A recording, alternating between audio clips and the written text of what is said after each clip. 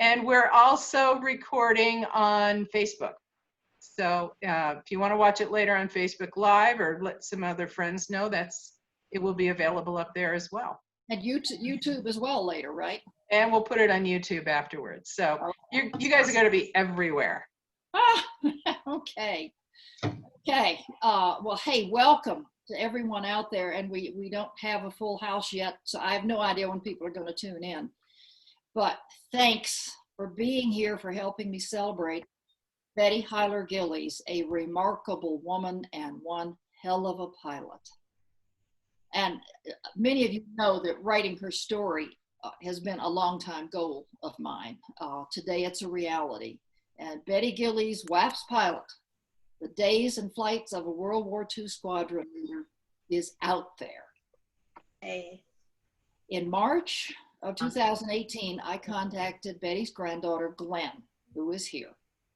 And would she talk to me about writing Betty's story? By then, as most of you all know, I want to watch you do this one. I had written biographies on 4 of the original WAFs already. Well, Betty was Nancy Love's first WAFs in the fold, first one to sign up.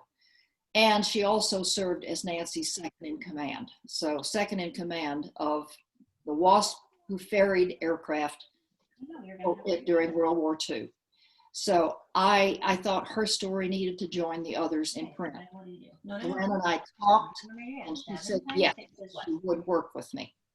Well, August that year, I flew to California to work with Glen and her dad, Pete Gillies, who is here. That's Betty's son. And Pete and Glen made this all possible. And today you see the results of our 2 years of work, and I cannot say thank you enough to the 2 of them. Now, several members of the Gillies family are going to join us. I don't know how many are out there now, but Glen is here, and I saw Pete on the list. So Glen, introduce yourself, please, to the gathering. I don't know where I am. I've got 2 screens open. Hi, I'm Glen. I'm Glen. I'm Betty's oldest granddaughter. And Glen, could you also introduce the other members of the family? I saw Michael is here, Pete is here. Well, I think they can introduce themselves. I think that would be better. Okay, everybody, please join in and introduce yourself. And you can unmute yourself. Pete, I see that you're here, and thank you for coming. Pete, where are you? Maybe he's only on audio. I don't know. Well, okay. That's okay. Michael, go ahead. Hi, I had to unmute myself. Yeah. Okay. Hi, everybody. I just joined a moment ago. I was a minute late. I'm Betty's grandson, and I'm one of the grandchildren who went into aviation. I'm an American Airlines pilot right now. Yay! A lot of you.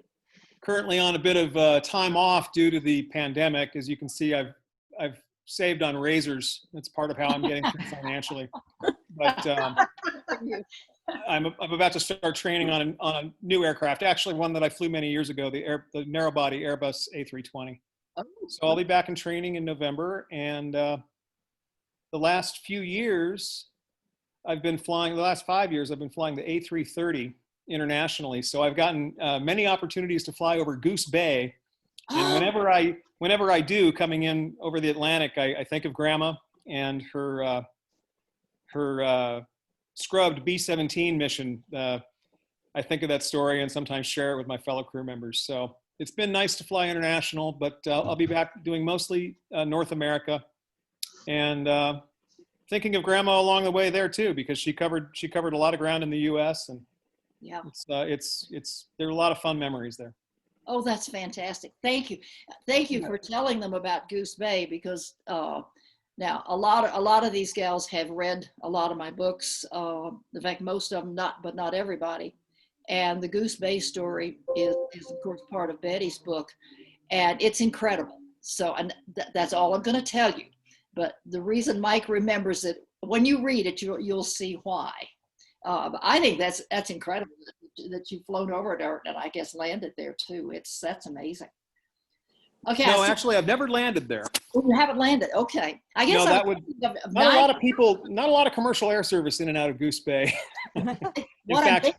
I think what 9/11 wasn't it when a ton of people had to land there because everybody had to get out of the air? Wasn't that Goose Bay? Well, yeah, a lot of them went to Greenland as well, or Iceland, Keflavik and different places there. But Okay. yeah, when you fly over Newfoundland, it's astounding how it's probably not much different than when Grandma was up there flying. I mean, there's not a whole lot of people have moved into the area. I think moose and wolves outnumber humans vastly in that area. It's the wildest landscape really that I see in North America up there. So I've never been to Alaska. I've been everywhere else. Yeah. And but yeah, Newfoundland, as far as North America goes, it's pretty desolate. And I admire the people who flew to those places in the olden days. I mean, I do so with 2 GPS and 3 inertial navigation systems and all sorts of bells and whistles to keep me on track. But it was exciting times back in her day, for sure. Oh yes. Oh yes. So yes, everybody read the book. You'll see more about it. Someone else came on here. Hey, Sarah. Hey, Nancy. Hey, Nancy. Yeah, Hi, everybody. I finally got in okay. that's good. Is Jackie Boyd on yet? Yeah, I see her. Okay. All right. I'm going to start. Okay. Let me stop right there. As Sarah, more family members come in. Uh-oh. You know, I think you might have hit the share button, Sarah. We can't see anything. We're gone. Yeah, let me get rid of that. I think we just went to, let's see. I think somebody might have hit the share button. No There we are. worries. There we There go. we are. Okay. Where was I? Sarah, I Sarah? don't know if there are any other family members on now. Yeah. I'll come back. to Sarah? you. I'm on. Yes, I'm sorry, Glenn. Go ahead. Glenn. I'm Pat Astier. I am on, but my video is not working. Oh, okay. So I hear you, which Okay. is fine. Okay. I didn't hear who that was. Pat Astier, Oh, Betty's Pat. daughter. This is Betty's daughter, folks. And you can't see her right now, but this is. Oh, well, let me I see if know. we can, it says, yeah, it looks like the video's on your side, unfortunately. So darn, I'm sorry we can't see you I here. can see all of you. I can see Okay. everything, but Okay, and you can hear. Okay. mine Okay. is blocked. Sarah, there are Yes, several Glenn. other family members. There are now. Okay. Lily and Jean-Francois, I see you, and Andrew. Would you Hi. like to introduce yourselves? Yeah, if you guys want to guys? introduce yourselves, please do. Lily? I'm Lily. I'm Patricia's daughter, Betty's granddaughter. And I live in Geneva. Aha. Lovely. Beautiful. Beautiful. Who's that? Jean-Francois? Okay. I got one. And I am also Pat's son and Betty's grandson. This side of the family, we all grew up in Europe. We grew up in Italy, and we heard all the stories about Betty from far away, and she was our hero, and she always will be. And it's a delight that there's now a book out about her, and thank you for doing that. Thank you. Thank you. Barbara? Appreciation to Glenn and Pete for working with me. Yes, Glenn. Barbara, do you want to introduce yourself?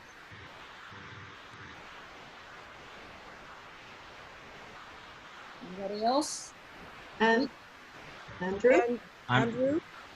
Andrew here. I'm the great grandson. You're the great grandson. Okay. Yeah, Barbara's son. Okay. Glad to be here. Thank you for coming. Okay. I'll tell you what, we can come back if others come in later. Let me go on and we'll come back and introduce more later. How's that? I think I saw my sister, Evelyn. Yes, hi. I hear, oh, there she is. Yes. Yes, hi. Hi from Boston. I'm Lily's and Jean-Francois' sister. Pat's daughter, and yes, everything Jean said is, I was just listening to the stories about Betty. It just was, I don't know how to explain it. It didn't even seem real, especially living in Europe at the time. So it's wonderful that there's a book about her. Really, very, very happy. Thank you. Well, she deserved it. Her story is amazing, and I tried to capture it. You guys will have to tell me if I managed or not. I met her in Glen. What did we decide? 1992, 2 or 3. It was one of the last years that she came to International Forest of Friendship, and I was introduced to her. I knew who she was, but I was introduced to her by Joan Rubeck, who was a good friend of hers, a fellow 99. Joan became a dear friend of mine when she came to Dayton, Ohio, actually Centerville, where I live, Dayton suburb, and helped open up the International Women's Air and Space Museum. That's how I got to know Joan. And she is one of the major reasons I am here today. She educated me in women in aviation from the beginning. I learned the story because Joan, I don't want to say made me learn it. I was very, very willing, but she schooled me in it so that I could actually do a presentation.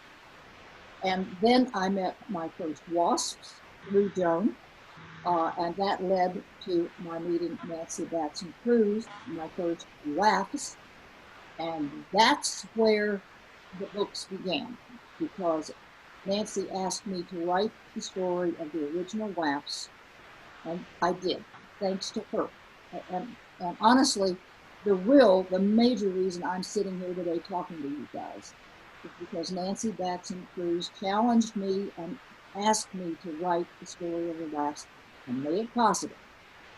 She got as many, there were 9 still alive. Betty had just died, I think the year before. Nancy got 6 of them, including herself, to Birmingham, Alabama for a reunion. And there I met the other 5, and then I got acquainted with the 3 that didn't make it to the reunion. That started it. And Betty's book today is the latest book in that long group. So that's how it all started. I met Betty. I remember she was kind of frail by then, but I shook her hand. I thought I was shaking hands with royalty because I knew who she was. I knew the whole history. So anyway, that's the beginning. What I would like to do now, as I said, when other family members come in, we'll introduce you later, or have you introduce yourselves. But okay, Nancy Yerka and Jackie Boyd are on, and I think Doris Baker is too. So I'm going to kind of bring you up to date on how Betty happened. Oh, wait a minute, excuse me. I take that back. I jumped ahead. I'm going to read to you the first couple of pages of the first chapter for those who haven't seen the book. Understand, when you read the book, sorry. What? I'm so sorry, but Andrew's on we can't see you because Andrew's on the whole time. Andrew Tyvenbridge is on our. Oh, okay. I think you have it on gallery view, so you might want to switch over to a different view so that you can see everybody. It was fine until he came on, and then that's all I got. Poor Andrew. Well, hold on. First, let me mute my mic. But I'm not locked on my screen. You're fine, Andrew. Okay. Are we all there? Yeah, there was a little bit of noise, but we're good. But no problem. If anybody does have a lot of background noise, please go ahead and mute yourself, and you can always unmute if you want to ask a question, and you can also put questions in the chat, and I'll keep an eye on that. All right. Okay, what I'm going to read is the first page of the book, and those of you who have it or when you see it, Betty's own words are in italics. But anyway, I read this in her oral history years ago, and I was blown away by it. So this is the opening to the book. The sun creased the horizon. Suspended in the bubble-enclosed cockpit of the twin-engine, twin-tailed P-38 Lightning, the pilot pressed her toes hard against the brakes.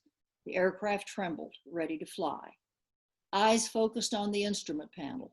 She watched the dials and, sorry about that. Eyes focused on the instrument panel. She watched the dials and gauges that would tell her when the engine reached takeoff power. It was still dark and smoggy, a typical morning in Long Beach, with dense, low-hanging clouds. I couldn't see very well, but when the control tower said go, I went. She lifted her toes from the brakes and shoved the throttles to full power, pouring the coals to the engines. The surge held her against the seat as the Lightning wheels rolled faster, faster, faster, gaining momentum. The wind caught beneath the wings and lifted the silver aircraft from the runway. A swirling brown murk engulfed the plane. The ground vanished. Now flying blind, she kept her eyes on the instruments in front of her, her left hand on the throttles, her right hand held the controls that determined the aircraft's upward movement. The silver plane climbed through the darkness. At 900 feet, the airplane burst into a cloudless blue sky. The sun's rays hit my silver wings and turned them to gold. I wanted to pull something and stop right there in the air. Below was fog and black stuff. Directly in front of me were these two snow-covered peaks, well over 10,000 feet, the sun coming up through the pass between them. And above it all was this sleek airplane flying on wings of gold. The pilot of that United States warplane was 35-year-old Betty Hyler Gillies. Her destination was the shipping docks at Newark, New Jersey. Flying during daylight only, the trip from Pacific coast to Atlantic coast took 2 days if the weather cooperated. When she landed, Betty taxied the aircraft to her assigned spot, cut the power, and checked that all the dials, gauges, and switches were turned off. The ground crew took over, removed and stored the wings separately, and prepared the Lightning to be hoisted aboard a waiting Liberty ship, a wartime cargo vessel that would take it to England. From there, the P-38 was destined to fly in the World War II battles fought to free Europe from the dominance of Nazi Germany. Betty climbed down from the cockpit. Carrying her parachute and briefcase, she headed for the operations office. There, she sold the airplane back to the US government. From the time she picked it up in Long Beach until she delivered it and signed it over to the Army, the P-38 belonged to her. For the duration of the flight, the pilot was considered to own the plane and therefore, on landing, sold it back. A Red Cross shuttle bus took her across the Hudson River to New York, where she caught a train to Wilmington, Delaware. Betty commanded the squadron of women pilots stationed at Newcastle Army Air Base in Wilmington. At her desk, back on base, she awaited her next assignment. Wow. Wow. Thank you. As I said, That's lovely. so many of those words were hers, and you'll see them in the book because they're italicized. All of her words from the diaries, from the oral histories, where I can pick up her words, they are italicized throughout the book. Of course, Glen and Pete know this. Wow. Okay. Hang on. Okay. I want to bring you a little bit more up to date. How Betty's book actually got here today. Because I used to write books for adults, and something happened 4 years ago, and the two gals are watching. So a little story on how we got here today. I belong to an organization known as Women Writing the West. In October 2016, I attended the annual conference in Santa Fe. There, I got into a conversation with two of my good writer friends. I told them that I was about to begin writing my 8th WAFS WASP book. I was just back from California. I had spent time with Barbara B.J. Erickson London's daughter, Terry, gathering material. BJ would be my fourth WAFS biography. Why aren't you writing these stories, excuse me, why aren't you writing the stories of these fabulous women for the young women today, Nancy Yerka asked. Girls today need to hear these stories, not adults, Jackie Boyd added. Girls today need role models like these women. Both these women are retired teachers who know very well what they're talking about. Long story short, I followed their suggestion. They will tell you I thought a little. Betty is my third WAFS biography aimed specifically at the young women of today. Jackie Boyd and Nancy Yerka, please introduce yourselves. If you want to tell the listeners a little bit about the bar in Santa Fe and how you launched me onto a new path, okay? You there, guys? Yeah, we're here. I see Nancy. Well, Okay. you know, I'm not scripted like Sarah is. I had to do it to try to keep it short. We were taking a conference break, and we had talked about her new book, and I thought, I actually said to her, why aren't you doing this for, young women, young girls? And I had the 5th, 6th, 7th grader in mind and on up. And, she bucked it. I mean, I'm here to tell you she truly bucked it. Right, Jackie? I mean, she was fighting us. And the funny story to all this is, behind the scenes of a writer, is that Sarah got a ride from me and from my husband and I to Santa Fe. And so she did not have a way home if she didn't acquiesce to my demand to consider strongly. And let me tell you, even on the drive home, she was still bucking. And I think Otis was ready to pull over, like, here's the exit and you have a thumb. Now you need to do this. So, but we did give her, the pros and the cons, and there were so many pros. And for young women to hear her story and all the stories of these amazing women, I did not hear them when I was, the ages we're talking about. And Neither did I. Neither did I. So it was a new opening as a writer for her to get into another genre and field, and she's been really successful at it. So I'm being kind when we said she bucked it and we pushed her. Yes. Now, Jackie can fill in the gaps. Jackie was my roommate there. So Jackie, your turn. None of us in women riding the West are delicate about our ideas, particularly for someone else's project. And so it was one of those things where we were not very gentle with Sarah when we made those suggestions. And my background was such that I did know about these women.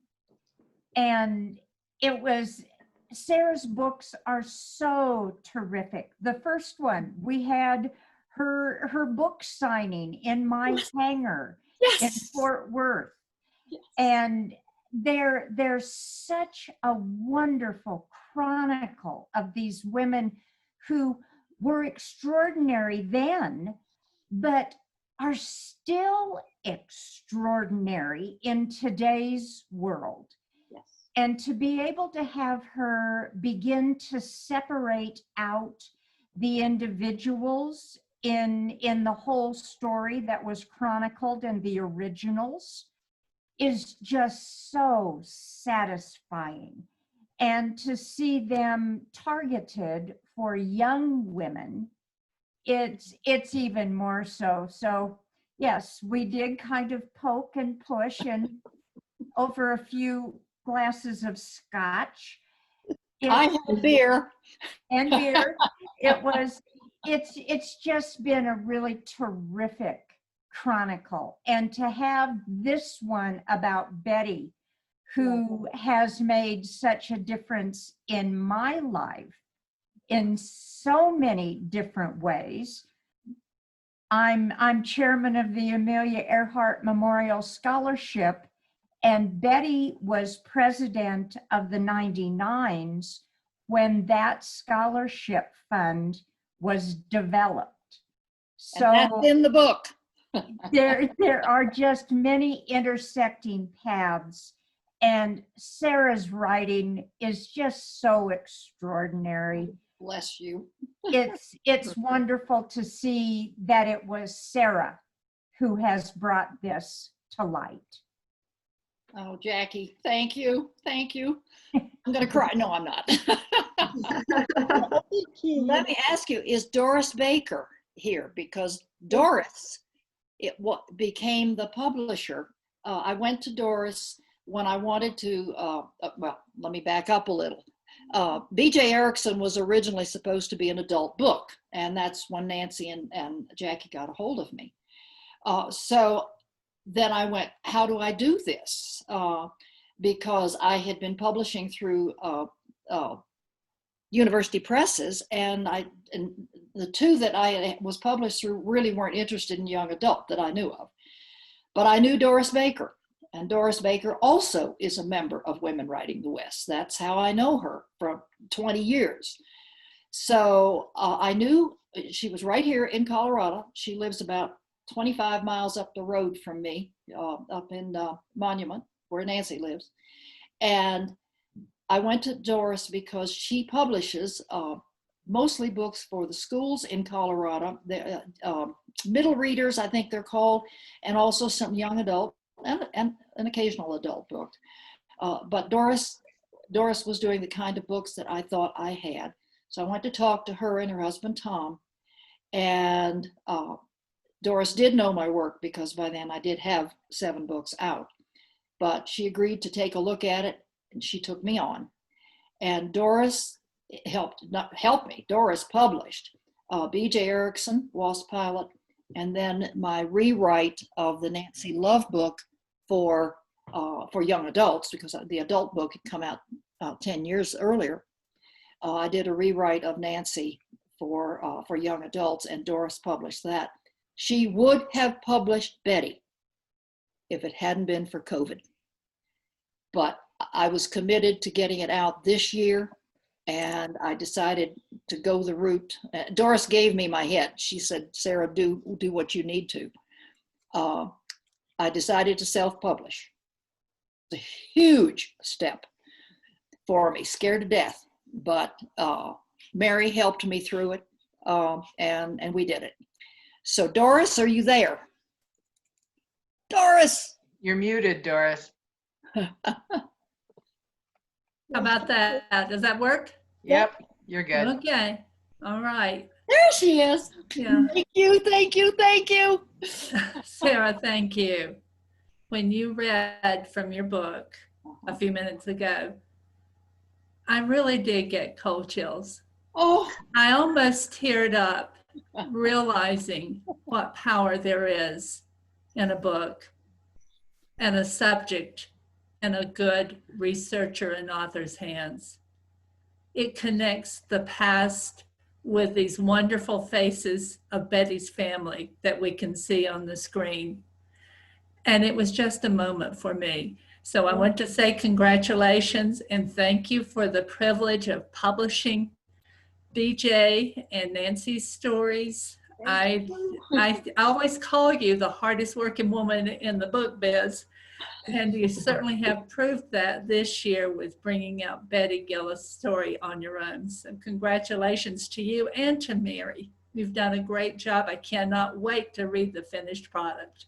It's a great book. And of course, I'm not biased at all. Well, Doris, of course, knows the story because she worked with me on really the basic part till we got into the end of this year, and of course COVID has turned all our lives on end, as we know. So Doris, bless you. Thank you, thank you, thank you. Okay, let me see where we are here.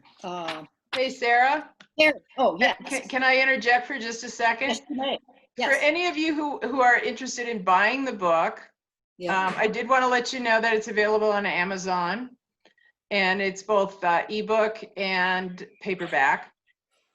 And also, if you want an autographed copy of the paperback, you can go to Sarah's website, sarahburnrickman.com, and there are a couple of PayPal buttons there, and you can order a copy there, and she will autograph it and send it out to you. So that's the end of our commercial for what we're doing, but I just wanted to let you guys know where it's available. Not quite.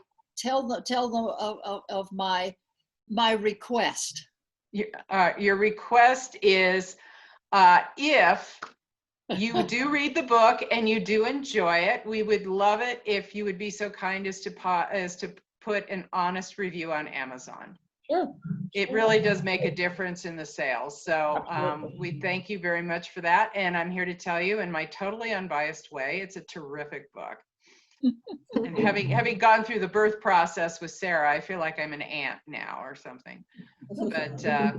But yeah, I love the photographs, and the thing that strikes me every time I look at any of these books was just how young these women were. Yeah. And they had the most fabulous uniforms. They just looked awesome. They were they were kicking butt and taking names. So that I totally respect. They were. Yes, they were. Well, I will also add this.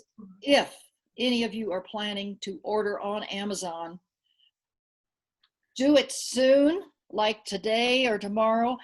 If I'm trying to hit the top of the charts. Sure. So we could get Betty's name out there big time, and that's about the only way to do it. And I do have one other request that's maybe not, might be easier. I don't know. But when you get the book and after you've read it, and if you are willing, go to the local library, show it to the I've lost the name of the acquisitions. I used to be on library board, so I should And know. also the school librarians too, if Yes. if you've got grandchildren in schools. Yes. The thing about the library, the public libraries is if you ask them to carry it, they will look into it. That's the beauty of going to the public library. The school libraries cannot purchase it without the seal of approval from the School Library Journal, which we tried for.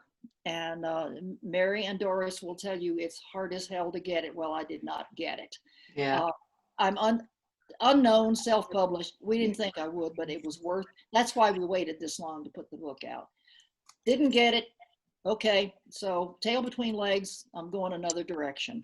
I will say that with some people here in Colorado Springs, with my EAA chapter and my 99s, Pikes Peak 99s chapter, and some other 99s chapters, including Jackie's and Terry Reinhardt's. Terry Reinhardt, not London. We have been able to give away books. We get donations that cover the printing, in other words, the wholesale price. And then we give the books away to schools with STEM projects. If you give the book to a school, they can accept it. They just can't buy it. So those are just some ideas out there. We're working here in Colorado Springs only right now, but we hope maybe to branch out later. This is a dream. This is a dream, and COVID put it on hold. We had just started last winter here in Colorado Springs, and COVID shut us down, of course, in March, and that was it. But the guy I'm working with here is starting to talk to people at schools again, and we're going to see if we can't get the STEM people to have us come in and talk, and then we will give them copies for the classes. And actually, we're talking about going in via Zoom. So yes, that's the newest thing. Mary and I are discussing. I've done 2 or 3 of these Zoom presentations, and I have no problem with them. I have a 23-minute, which is kind of long, everybody says, a documentary about the original WAFS. Now, Betty is not in it because Betty was gone by the time I did the filming. But I filmed 6 of the original WAFs in 1999, and I do have additional stuff. Terry London has given me some pieces. I have some other film as well, and I learned how to do iMovie a couple of years ago, and put together a documentary on how the original WAFs got started. And it plays very well, except people say, oh, 23 minutes, can't you do it in 5? No. But if anybody wants to learn, and it's the women themselves talking, it's not me. I am a voice in the background asking an occasional question.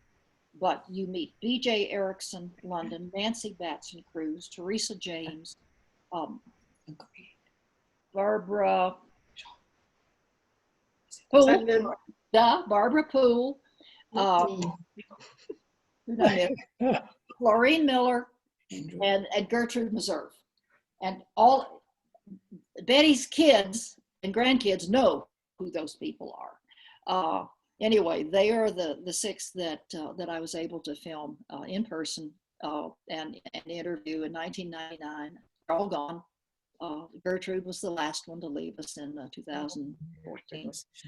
Anyway, that was a longer commercial than I meant to give, but that's what Mary and I are looking at doing. We can go. My internet is unstable, so let's hope I stay with you. Oh, hopefully we won't lose you here. Oh, yes. Okay. Is Terry Reinhardt out there? I don't know if Terry's coming. I was going to have her introduce herself. Terry? I didn't hear from her. Okay. Okay. One more bit, and I'm going to throw it open to you guys. And this is to Terry and Doris's an accolade for them. The National Aviation Hall of Fame in Dayton, Ohio, recognized the BJ book and the Nancy Love book as the winner of their prestigious Combs Gates Award last year. This award recognizes the projects, books, and other kinds of projects that present the human side of the technology that is aviation and aerospace today. I won the same award with WASP of the Ferry Command in 2009, and Doris and I repeated in 2019 when they picked those 2 YA books as the winners. So that is probably my biggest achievement that I am so proud of because of who they are. Amy Spowert, I don't think you're on. I invited you. She's the CEO of the National Aviation Hall of Fame. I am going to throw the floor open to questions and any other of Betty's kids who are out there, if they would introduce themselves. And Pat, I see you finally. Yes, I finally got on. I had to go out twice. I understand. As I said, my internet was unstable. You may lose me. We'll see. Mary will help me fix it. But anyway, I'm throwing the floor open to you guys for questions, introductions, whatever. I see that Glen is there. Can she say something? Glen, yes. Oh, and I wanted Pete to introduce himself. So yeah, Glen, go ahead. Glen? I'm here. Okay. What would you like me to say? Well, I think you were following the project all along and sort of representing the whole family in a. Well, I would like to say something if Glenn won't talk. Okay. Go ahead, Pat. Well, I would just say that I am one of the few people who has been able to read the book. And I want to compliment you and Glenn and Pete for all they did. And I really felt reading the book that my mom was talking, because you used so many of the quotes from her diaries, and her diaries are very precise. And it's just the way she would have presented it. So I compliment you. Thank you. That is what I was hoping for. I wanted her voice. It is her voice. Definitely. Yes, that's what I wanted. Yeah, and thank you. I appreciate it. Thank you for not elaborating or insinuating anything. It's really a factual story. Right. In nonfiction, I tend not to elaborate, and I pretty much write mostly nonfiction. I try to make it interesting. I refuse to write down to kids. So even though I'm aiming at young adults, the books are shorter. I will not write down to them because I think that if you don't understand the word, go to the dictionary. And we all were brought up like that. So that's my theory. Help them learn a little bit from it. So Pat, thank you so much. I agree. It's Glen. I don't know how to change my screen name right now. Oh, I just disappeared. We see you. No, you're here. Using Grandma's diaries, I came to find out our legend in the 99s. I don't know what people imagined were in them, covering the many years of her life, but she was a lifelong diary writer. So the fact that she continued her daily personal diaries throughout the time she was flying for the WAFS and WASP was really special, considering how busy she was, and but they're still very personal, and she didn't share them. She didn't share them with but a few people. I've heard stories of her, like holding the book and letting somebody read over her shoulder. She didn't turn her personal diaries over. So when Sarah approached the family, my father and me, about this project, it really took some pondering, and it just felt right. It felt like it was time to give access to the 2 years, just the 2 years of the WAFS and WASP time period.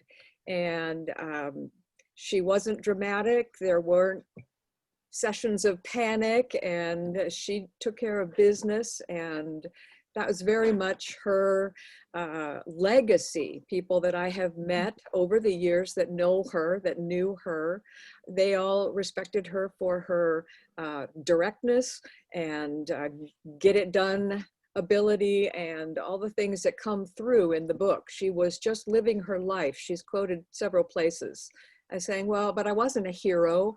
There was nothing special. I was just living my life. And that comes through in the personal diaries, where she just writes a note about flying here to there, sleeping on a cargo plane on the way back. And she just jotted down her notes, but it gives us a window into the daily life of a ferry pilot, the waiting out the weather, the flurries of busyness. And she was also an administrator, so she flew the desk a lot of the time. And it was neat to read how she and her colleagues took turns flying the desk so that everybody got to continue to fly.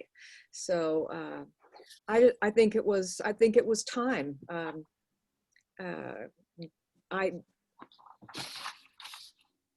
I really appreciate Aunt Pat's comments that Grandma's voice came through, because that was, as I was working with Sarah, that was my big focus, was to make sure that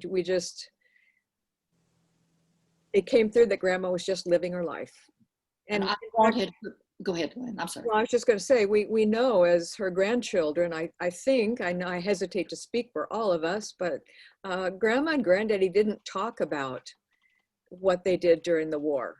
They would answer if you asked specific questions, but we didn't know the questions to ask. And in the early 1990s, I got to travel with Grandma as she got older and was not able to travel on her own. And that is when the story started coming through for me, because I would be introduced to someone and that they would say, well, surely she told you about this. Surely she told you how wonderful she is. And I had no idea. So I learned more about my grandparents from 99s and friends at Atchison, Kansas, and international meetings of the 99s than I did ever from them directly. So that's another reason why the decision to give Sarah access to those 2 years of the story felt right. because she didn't talk about it herself unless you twisted her arm. She used to use me to get out of interviews when we were at function. She would say, "Oh, look, keep me away from that woman. Don't let her near me." So we did a lot of maneuvering to keep her out of the interviewer's clutches over the years. So this just seemed like the right project, and based on Sarah's previous work, filling out the story in this way, it was time. So thank you, Glenn. One thing, and following on that I learned from the book from the diaries that I have not heard from any other WAFs, because it was so personal to her. But it was when she was ferrying an airplane. She told us just briefly in that diary, she would talk about what happened that day. And I learned how she had to wait 2 and 3 days sometimes in order to fly again. And she was very matter of fact about it. She was not bemoaning the fact. In fact, one of my favorite lines, and I can't find it right now, was, "Sounds like I have a lot of fun, doesn't it?" And this is after she has had an exhausting flight across the country in, I think, a P-47, it might have been a P-38, that had it might have been P-51, that had problems at every stop. Most people would have been tearing their hair out and screaming. And she is that night writing just very, and I did not know Betty, but I've gotten to know her through the diaries and through Glen and through Pete, that she writes it just absolutely matter of fact. And there's what Pat was talking about. She wasn't dramatic about it. It was facts. And then, "Gee, sounds like I must have a good time," or something like that. Look for the line in the book. I loved it. I loved it. I want to read, for those who haven't read it, I want to read one more passage here from chapter 2. And then again, I'll shut up and let other people, I hope, talk. Chapter 2. And you all of the family anyway knows the first two lines in here. "I took up flying for the oldest reasons known to womanhood, to catch my man. I was head over heels in love." Bud Gillies was a Navy pilot. Hi, Diane. Bud Gillies was a Navy pilot. Most of their dates were in the company of his Navy buddies. All they talked about was flying. I decided that if I wanted to be with him, I had to be able to speak the language. Betty shared this predicament with a friend who handed her a copy of Cosmopolitan magazine. "Here, read this," she said. In the magazine was the article, "You Too Can Fly," written by the famous American aviatrix. I put woman pilot. I put that in the book because I figured kids would know what aviatrix meant. Anyway, Amelia Earhart. Betty signed up for half-hour flying lessons at Roosevelt Field on Long Island. The drive between classes at the hospital and the airport was approximately 30 miles via the Long Island motorway, and probably took at least 45 minutes. Her first lesson was on November 10th, 1928. She flew an OX-5 Travel Air, a popular 1920s flight training aircraft. At that time, I was working in the children's ward, Betty said. I was so enthusiastic. I didn't say. She went to, was it Presbyterian Hospital? Anyway, she had enrolled in nurses training. I left that out. Anyway, at the time, I was working in the children's ward, Betty said. I was so enthusiastic about flying, the kids got interested as well. When I got back from a lesson, they asked, "How do you do it? What kind of control do you have?" I'd tell them, "There was this control stick between your knees. You push it forward if you want to go down. You pull back on it if you want to go up." Every afternoon, I went flying again with the kids in the children's ward. 7 hours and 35 minutes of flight later, on December 23rd, Betty soloed the OX-5. In those days, we needed only 10 hours of solo for a private license. They didn't have so much to teach us back then. I was able to get my private license on May 6th, 1929. By then, I had a total of 22 hours and 55 minutes. She was hooked. I love that stuff. I just love that. The floor is yours. Sarah, this is Mike again. Yes, Mike. I could probably tell stories about Grandma all afternoon long. We don't have time for it, but a couple seem pertinent right now. Okay. Following on what Glenn said, you know, I really, it's wonderful that the timing is such that you're able to write this book after she passed away, because she never would have let you do it while she was alive. I think a lot of us know that. To illustrate this, I was just reminded of a time right after Grandma passed away for quite a week or so. I don't know the period, but we had her scrapbooks, all her scrapbooks displayed out at the house. And a friend of mine who lived in Oceanside at the time, a fellow American Eagle, we both worked at American Eagle back in the 90s. American Eagle pilot, Mark Taylor. I said, well, he texted me, he knew I was in California, and he said, what are you doing? And I said, well, actually, I'm gonna go over to my grandmother's house and go through her scrapbooks. She just passed away. Would you want to join me there? He jumped at the chance. We spent about an hour looking through these scrapbooks, and I learned, I talked with Grandma about aviation from a very young age, 5, 6, 7 years old, really. But I learned so much with Mark that day looking at the scrapbooks. We flip the page. Here's a newspaper article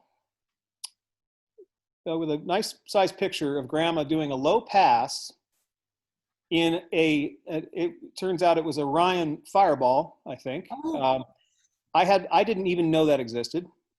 She's got the huge 4-blade propeller feathered, so it's shut down. It's got a jet engine in the back, and she's doing a single engine low pass with this thing. We sat there, our eyes were about that big. We sat there and stared at it. It was surreal. Both of us aviation enthusiasts and professional pilots, but both of us just astounded at what, it didn't seem real.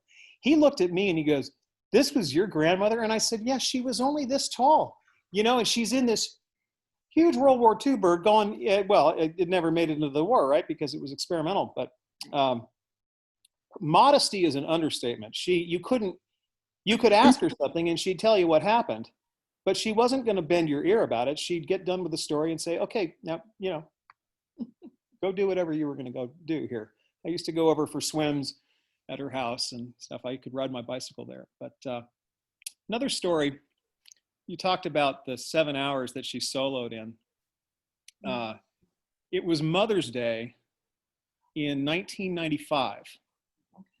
And I was driving from Las Vegas to Dallas, Fort Worth, so I could have a car down in where I was training on the Saab 340, twin engine turboprop for American Eagle.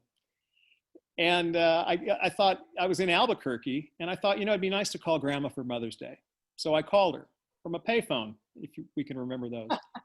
And I said, "Hi, Grandma, it's Michael. I just wanted to wish you a happy Mother's Day. I'm driving back down for more training." And she said, "Oh, that's wonderful, thank you." She said, "Well, how long is training?" And I said, "Total, about 6 weeks." And she said, "6 weeks?" She said, Are they going to teach you how to build one too?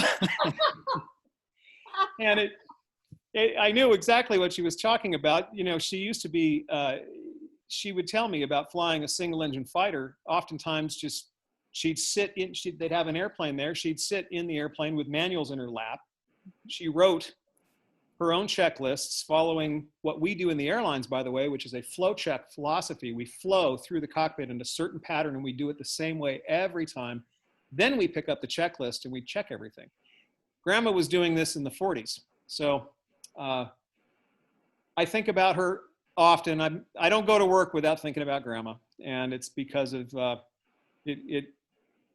I mean, that's a pretty hardy thing to have a flight bag full of different blocks that you're going to put on the pedals and a bunch of handwritten checklists and run around flying these things, you know, in all over the country. So I could go on, but those were two that I thought you might like to hear.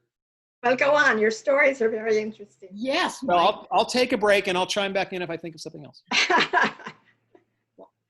Oh, anybody else?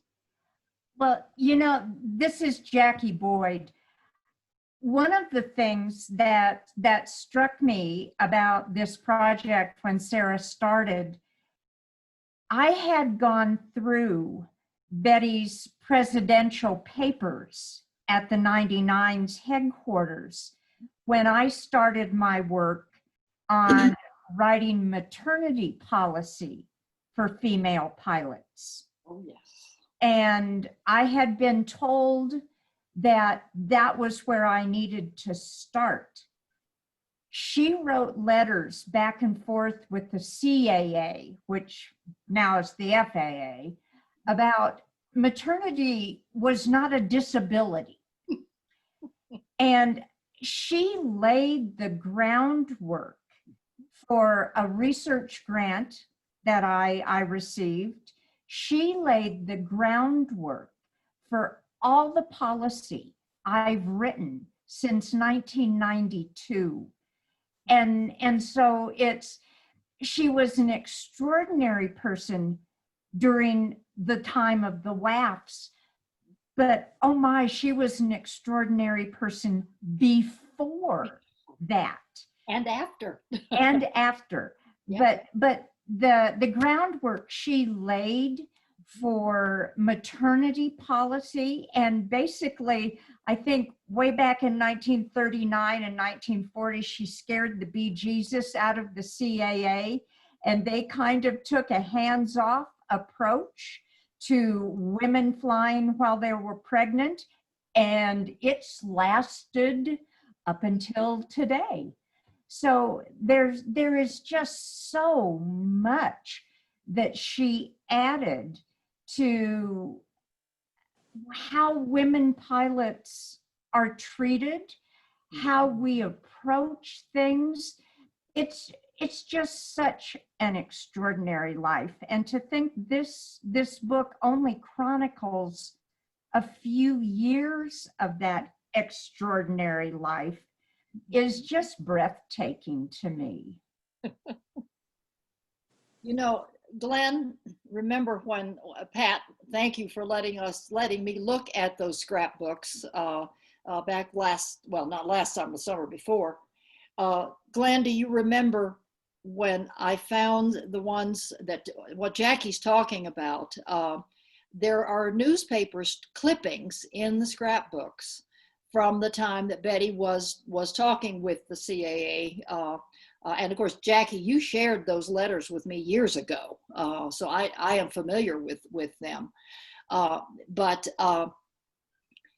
the headlines on a couple of these stories are marvelous. And one was, I can't remember it exactly, but Betty was the stork or whatever for women pilots.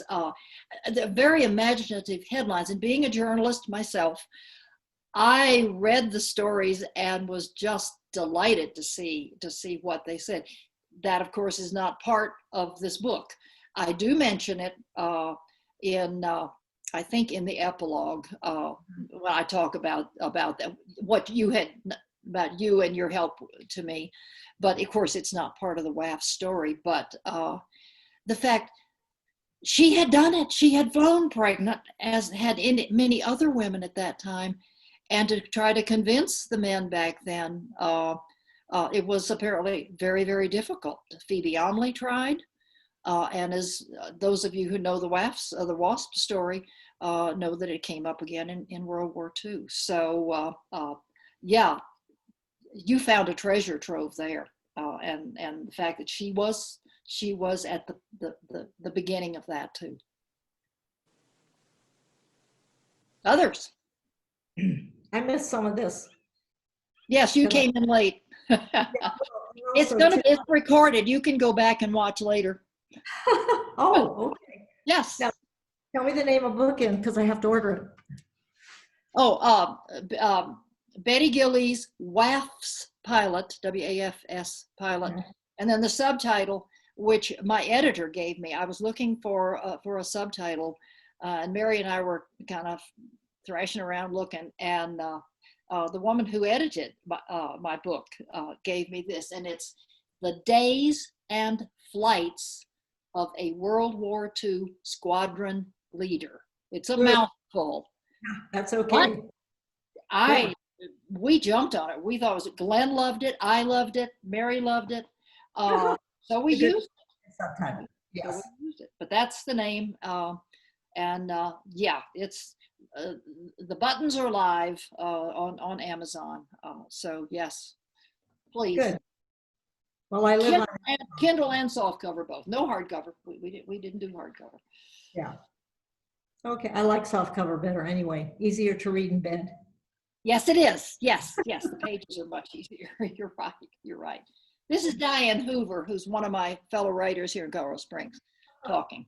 Several of the gals from my writing group here are on, and some of the women who are part of, I belong to Story Circle Network, which is a women's writers group, women only.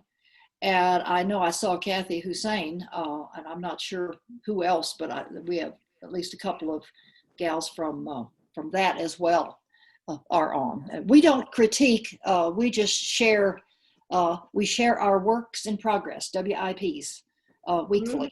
And of course, I shared Betty, progress with Betty with them for 2 years. So anyway, several of them. Nancy Yerka is also one of them. Jackie Boyd is one of them. Others. I would like to add one more thing. Yes. Until the end of her life, my mom was adamant in opinions and active in favoring the causes that she believed in. And she was very interested in politics, in travel. They traveled all over the world with their own, renting airplanes, and even flew across the ocean to Rome, where I was living, in their own airplane, in a Beach Baron. And she also had political ideas. And the last 10 years of her life, she kept saying, I just want to live until the next election so I can vote. Very good. Very appropriate. I love that. I love that. Okay. Pete, are you there? I'm there. Oh, there he is. This is my guy. I love you dearly. You know that. This is Betty's son, Glen's dad. Pete, talk to us for a minute, because you were a huge, huge help to me in writing this. And thank you again. Thank you again. Sarah, my compliment to you on the book. It's just fantastic. I can't say enough about it. And I'm delighted to see so many family members this morning on the YouTube here. But seriously, you really, with Glen's tremendous help, you really have put together a wonderful, wonderful book. And you know, it's interesting. You wrote it for a 12-year-old level, basically. Yeah. More or less. I heard the other day that most of us adults read at about the 8th grade level. That is correct. That is correct. When I opened up the book, when I started reading the book, I didn't consider this to be a children's book. It was aimed to me right smack in the middle. I enjoyed every word. You've edited it beautifully. The photos, the text. I'll say one thing about Mom, Grandma. Years ago, there was an air show at Brownfield, right on the Mexican border, south of San Diego. An air show that had many, many World War II fighters there. And I was walking down the flight line slowly with Mom. She had had knee surgery probably several times by then. She was limping. And so we were walking very slowly in the sunlight with hundreds of people and airplanes as far as you could see parked right by the taxiway. We came to the P-47 and she stopped. And she stopped right next to the engine and the right front, the right landing gear. She looked up at it and the tears rolled down her cheeks. She was so moved by being that close to an airplane that she loved to fly during the war. And it was a very poignant moment for me. I looked at her and watched her go back through her flying history, which I knew nothing about at that time, but I'll never forget that moment. Thank you, Sarah. Thank you, Pete. Thank you, thank you. And I've got to say, I was fortunate enough to stay with Pete and his late wife Pat in San Diego. Sorry. Loma Linda. Yeah, Loma Linda. I blew that one. Summer of 2018 when I went out, and Glen came up from San Diego to join us, and the four of us worked through that week. We all started reading parts of the diaries. Well, the World War II, because believe me, they were what are they? Two full diaries, 43 and 44, and so we divided them up, and we were reading passages and getting a sense of it. And I know Pete told me then that he was learning things about his mom that he hadn't before. So I was amazed because, and I remember, as Pat said, she didn't let anybody else read them. So there we were exclaiming over her, and amazing woman. I wish I had known her better. As I said, I only met her once, but I do feel like I somewhat know her now. And to hear the other WAFs talk about her was, well, because the ones I talked to mostly were stationed with her, Nancy Batson and Gertrude Meserve and Teresa James. All three were a part of her squadron, and the three of them just praised her to the skies and made me want to know more about Betty. And of course, B.J. Erickson, who went to Long Beach, became a lifelong friend of hers. And as those of you who haven't seen the book will find, the frontispiece is a picture of Betty at age 20. Gorgeous picture of her in flight gear and standing with an airplane, and she is signed it to, I can't remember if it's to love, but it's to daughter from Ma Gillies. They called each other mother and daughter. Hang on here, I've got the book. I got the copy right here. I'll tell you exactly. Oh, just to daughter, love, Ma Gillies. And she gave that picture to BJ, and that I got it from Terry Reinhardt, BJ's daughter. That's how I got that particular picture. But that meant so much to me. I just thought that was remarkable. So the women loved her, the women who flew under her. So anyway, yes. It's Glen. Yes. A couple of things have come to mind. I'm going to attempt to hold up a bracelet. I don't know how yes. A bracelet that was given to Grandma by the women in her squadron, and it's inscribed Betty Gillies, Syosset, Long Island, New York, and it says on the back, the best pilot in the U.S. WAFs, 12, it's hard to make out, 2544. So this was a gift upon the disbandment of the WAFs from the women that she flew with, and they held her in high regard. Yes, they did. Oh, thank you. Yeah, so thank you. Just wanted to share that. In the scrapbooks, there's so many treasures. She got quite a bit of coverage as a younger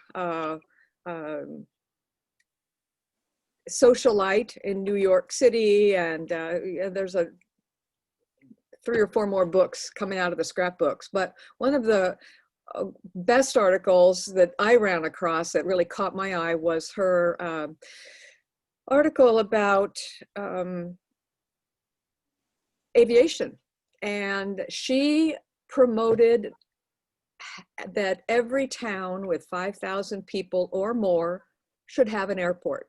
That the mayor should make this happen somehow, that every town with 5,000 people or more should have an airport, so that Americans, so that people everywhere knew that aviation was available and a fun and a reliable mode of transportation. To her, it was just like getting in a car to fly anywhere in her plane. So that's part of the legacy that, technically, we've said a couple of times, not part of this story. This book is about the 2 years, but she really believed in general aviation. So I just wanted to say a big part of her legacy is promoting aviation. And not just women and not just young women, but everyone having access. So I think what the 99s have carried on doing with education and safety training and all those things is part of that. But why do we have the big screen again? Anyway, I just wanted to share that. She was highly regarded by the women that she flew with, and I think that's a good legacy. I was asked to share the cover, so I just wanted to put that up there if anyone hasn't seen it. Thank you, Glenn. I know, well, you got that photo for me. And I love that photo. Absolutely love that photo. We'll do a shout out to Bob Schramm, who is the graphic designer who did the cover. Yes, he did an excellent job on the whole book. He did all three of the YA books. Doris had him do the first two, and I stayed with him because he did such a good job. I will, Glenn knows this. I don't know if anybody else does, but my next book, I'm going to take a little vacation from the WAFS. Jackie also knows about this. I am working on a book about the all-women's transcontinental air race, which of course Betty was one of three. Oh dear, I just lost it. Three women who chaired it. But she and Kay Brick also, not a WAFS but a WASP. Between the two of them, they chaired the AUTAR, as it's called, for most of its 30 years. Mardo Crane was the initial, I think, brief chair, and then Betty took over in 1951 or 2, and Kay Brick followed her. Anyway, Jackie and I have talked about this because there's a move to talk about the races that the 99s had been involved. Jackie and I are both 99s. When I say Jackie, when I say you're a lot bigger one than I am, you fly a whole lot more and bigger than I ever did. So as you well know, but anyway, I have decided to try to write the story of AUTAR, and we're working on research on it now. It's just a fledgling project right now, but I'll go back to the WAFs later on. I've got a couple of ideas in mind. Teresa James, I may republish Nancy Batson Cruz as a YA because she's a pretty glamorous gal and one hell of a pilot also, and one of Betty's gals. So anyway, those are floating in the back. Those are on the back burner. But the AUTAR book is the current project. So anyway, I'll throw it back. Anybody else? So good morning, Sarah. Can Yes. you hear me? Good morning. This is Diane Bartles. I live in Lincoln, Nebraska. Diane, oh, good. And Yes. I want to say hello to you and also to Jackie. I do not believe I know or I've met, perhaps I have, but didn't realize it, any of the other family in particular. So thank you very much for all of your stories. I really am honored to have heard those. I was very much a person who was interested in Evelyn Sharp's life story. She was an original back in Wilmington with Betty. And I don't think ever have, and I will say the courage to go up and speak with Betty at Atchison, Kansas at the Forest of Friendship. But I knew that she was idolized, Betty.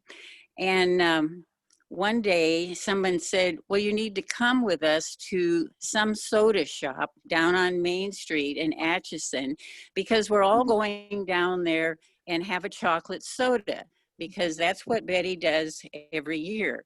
So I said, ooh, this is good. Maybe I will have enough courage to visit with her and just tell her about the love that I have of Evelyn, whom I did not know because she was killed in a P-38 in 1944. So my memories of Betty Gillies are down there in that soda shop and sitting not real close to her at the counter, but I really wanted you all to know, which I think I've already heard you say, there were just many people who really respected her and appreciated her work, her efforts, her flying, her commitment to this country. So thank you to everyone. I wish the very best for you. And Sarah, thank you so much. Oh, I'm getting tearful. Thank you so much for everything that you did and are doing, you know, to preserve the stories of these young women. Diane, please, those of you who don't know, Diane wrote Evelyn's story back in the 90s. When I started on this back in the 90s, Diane had written Evelyn's story and Rob Simbeck had written Cornelia Fort's story. Those two, Evelyn Sharp and Cornelia Fort, were two of the three original WAFs who died during World War II. And they pulled the two stories out of obscurity in the 90s. This is before anybody really started hearing much about the WAFs. They and Sally Van Wagenen and Kyle with her, those wonderful women in their flying machines, those were the three books that were out that people loved. And what do you think I read when I started this research? Those three books. Diane and I have known each other for years. We roomed together once at Women in Aviation down in Nashville. And we talked about this endlessly because she and Rob really started this thing going. And after I met them, and the three of us actually at Women in Aviation, we were at a booth one time with our books, they with the WAFS books and me with the originals. I decided right then, there were three of the original WAFs who died in the war. The third one was Dorothy Scott, and much less was known about Dorothy. Mm-hmm. Dorothy did not have an advocate like Diane for Evelyn, and like Rob, who is from Nashville, for Cornelia, who of course was a Nashville native. I decided then I was going to write Dorothy's book. Somehow, I wasn't quite sure how. I finally, well, Dawn Letson, who then was the head of the WASP Archives and the Women's Collection at Texas Women's University, asked me to take Dorothy's letters that her twin brother had left to the archives and edit them. And I said, tell you what, I would a whole lot rather take those letters and write her biography. Dawn said, go for it. I did, with their help and blessing. The letters were remarkable. They were as remarkable as Betty's diaries in revealing the voice of the woman herself. Those are the only two pieces, sources that I have ever had for books that were that good. Dorothy wrote letters home that are to die for. Incredible woman, funny, Yeah, I talk like I knew her. But you can tell it by reading what others say about her and by reading her letter. Funny, sharp. She too was one hell of a pilot, as was Evelyn, and as was Cornelia. Only Cornelia didn't get to fly the big ones. Well, neither did Dorothy. Anyway, I did write Dorothy's biography with Dawn's blessing. And I think she died before it came out. I'm not sure. Anyway, thanks to TWU, I had the letters, and that biography came out in 2016. So between Diane, Rob, and me, we have written the biographies of the 3 original WAFs who died in World War II, and what stories they are. So Diane, bless you. Thank you. You were one of my role models, you and Rob, when I started on this. So I'm so glad you came today. And I'm so glad that you introduced and introduced yourself, except you didn't sing your own praises, which I am doing for you. The Evelyn Thank Sharp. you. It's terrific. Okay, one last word from me. Thank you so much, Sarah. Thank you. I am on my way to order the books on Amazon. Oh, you're a doll. Okay, I'm out. Thank you. Thank you. Thank you so much. Thank you. Sarah, I think we should probably start wrapping up here. It's 12:22, and I just get the feeling we could be listening to stories forever here. There's so many great stories happening here. I heard some. Was that Glen? What was the Sarah? Just one last thing. Go ahead. Jackie, you can help with this and the family. What? I'm just really curious with all the books and everything and the memorabilia, Sarah, you have used for research. And since we have the family here, what is to become of the diaries, the scrapbooks, for the, to preserve their legacies outside of Sarah's books? What will you be doing with them, or a plan, or passing them down, or what? Glenn? We have not had a complete conversation about that.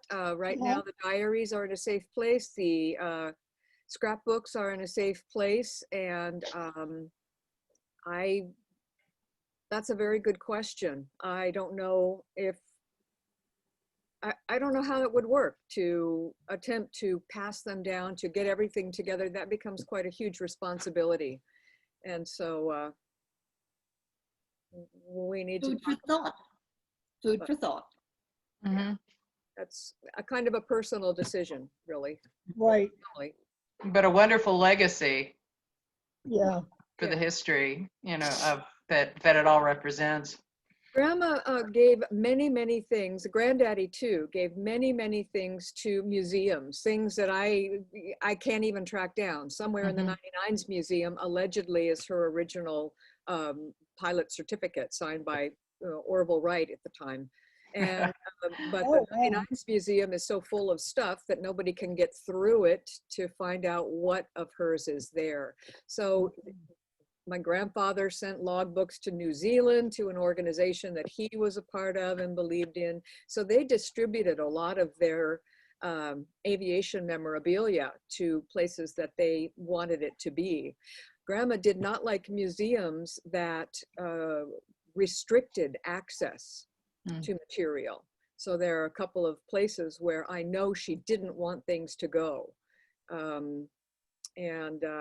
So that is part of the criteria I look at when I think about how to have a conversation with the family, and whether this as a grouping of memorabilia and resource could or should at some point be given to an entity to care for in a hermetically sealed room and all that stuff.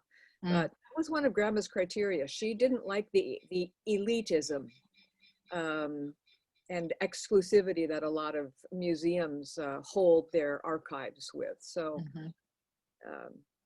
I makes do it a know challenge in today to figure out exactly what to do with them.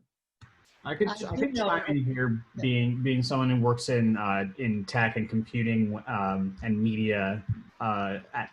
Depending on materials, the possibility of digitizing these archives in some way. That would be one way to both preserve and be able to more easily like distribute and share this if it's. That's absolutely on the top of my list. I mean, yeah, that's a project. That's. Are you busy, Andrew? Yeah. I'll get back to you. Come with the I do know that, and I told Glen this, I think she knew it anyway, and I think Pat may know it, that Betty gave Iwasam some yes. items. Hi, I'm Catherine. I'm from Iwasam. Yes. Oh yes. This is Catherine from Iwasam, and I don't know. Yes, thank you. That gorgeous portrait. Oh wow. Yes, that's on the wall in the museum. Yes, it's right under my desk actually. Yes. Right above my desk. I'm sitting under it. Yes. Other things, but that portrait, and Joan Rubeck, again, who was a good friend of Betty's and of mine, was thrilled and when that came. And that's, Glenn, that's where I got my first few pieces. Those two speeches that she gave were the first two pieces that I saw that were also given to Iwasam. And as Glenn and I talked about those many times. But anyway, yes. Thank you, Catherine, for coming in. Oh, no problem. I just wanted to pop in there. Okay. Anybody else? Anybody else? Mary, I'll give it back to you. Really quickly, my name is Daniel. I'm Sarah's grandson. Oh, hi, Daniel. Yes. Hey, Daniel. I loved reading through the Nancy Battens and Cruz books. I've always loved reading because I was really bored of all the library books. I just started reading and like, what's in here? And I started reading it, and I read the first chapter, which was which probably has one of my favorite quotes in there. Boys, I brought you a real lemon this time. I'm like, hey, this is a nice book. Why not? I finished the book 2 days later, started on originals, and yeah, I've been reading it ever since. It took me about 1.5 years to read Wasp of the Fairy Command. I have to say that. And I still haven't quite read all of Betty Gillies, but I'm starting on it and I cannot wait to finish it. And thank you so much for coming, everyone. I'm glad that we can see all of you. This means a whole lot to Sarah and I, that you all are here. Daniel is chronicling what I call my life with the WASP. He has got several, not tapes, DVD, CD, whatever. Well, CD, DVDs. We've recorded her life story, and now we're just editing it, and we hope to put her on her weekly blog in 20, 15-minute sections. And my life with the WASP and the WASP, actually, yes. Yes. And Jackie knew about it, and I think Glenn did too, because Daniel made this decision when we were in Long Beach with Women in Aviation back in 2018. No, yeah. Well, Long Beach was 2019. 2019, I'm sorry.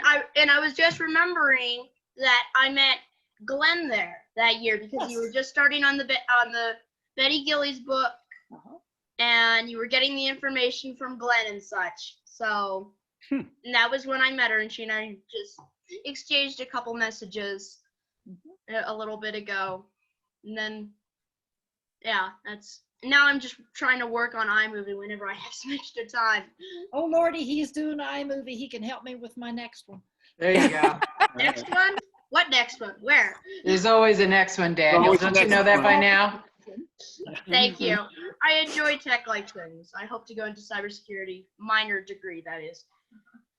And yeah, so I enjoy that. Nice to see everyone. And Catherine, thank you so much for coming. Grandma's told me a little about you, and I am in all of you, I have to say. Thanks, guys. Thank you. Okay. Anybody else? Like I said, I could tell grandma stories all day long. We don't have time, so Yeah. This is really wonderful, though. It's nice to see everybody. And I ordered my copy on Amazon last night. Hot dog. Thank you. Should arrive on Saturday. Yeah. You know, just FYI, my sister-in-law in Osaka, Japan, ordered it 2 days ago, and she's had it for over 24 hours already. So, Wow. you know, when you're in a different time zone, you get things earlier, I guess. Okay. Jeff Bezos is on it. Well, Sarah, I got my copy, so. Good. Linda, Sarah, I too. want special delivery. Sarah, I want special delivery. Okay. We'll work Maybe it you out. have to come up the highway. Yeah, just up to Monument. Yes, you and Doris both have them coming. Thank you, guys. I love you. This was fun. Bye-bye. Thank you all for coming. This was great. Thank you so much. Yeah, good job, Sarah. Thank you. This was wonderful. Oh, thank you so much. I'm just so happy everybody came. Yeah. Terrific. Wonderful. Okay, bye-bye, everybody. See you soon. Bye. Bye.